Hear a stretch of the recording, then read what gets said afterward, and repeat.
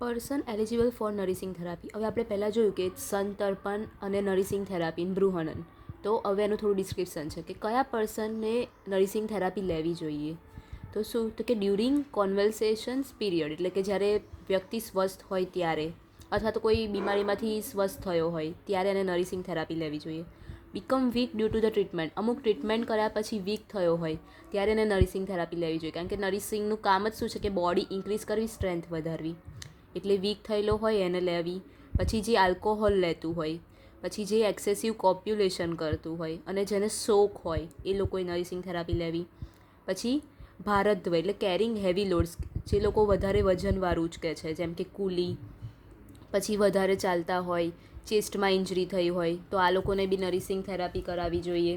પછી thin and ડેબિલેટેડ, દુર્બલ, જે દુર્બલ છે અને પતલા છે એ લોકોને લેવું જોઈએ.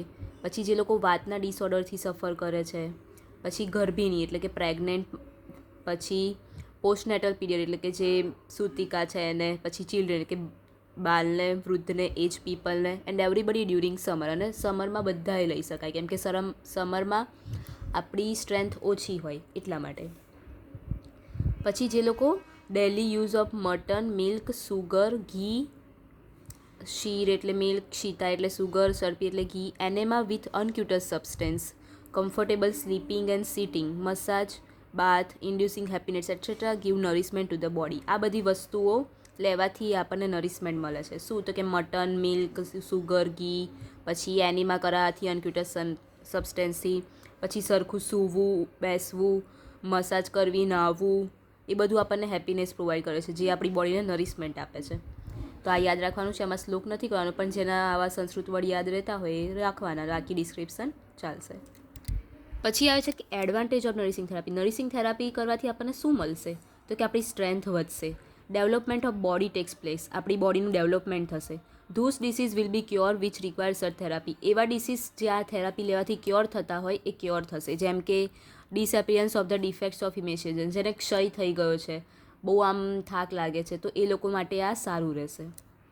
પછી અતિભ્રુવન, બહુ બધી નરિસિંગ થેરાપી લઈ લીધી તો શું જોવા મળશે તો કે અતિસ્થૌલ્ય, ઓબેસિટી થઈ જશે, અપચી થશે, ડાયાબિટીસ થશે, જ્વર, તાવ આવશે, પછી ડિસીઝ ઓફ ધ એબ્ડોમિન થશે, ભગંદર થશે, કાસ એટલે કે ઉધરસ થશે, સનિયસ એટલે કે કોન્શિયસનેસ ખોઈ લેશે, મૂત્રકુચ એટલે યુરિન પાસ કરવામાં તકલીફ થશે, આમ એટલે ડિસઓર્ડર ઓફ ડાયજેસ્ટિવ એક્ટિવિટીઝ, અને કુષ્ઠ સ્કિન ડિસઓર્ડર થશે. જો વધારે પડતી નરિસિંગ થેરાપી લઈ લીધી તો આવું વસ્તુ જોવા મળશે.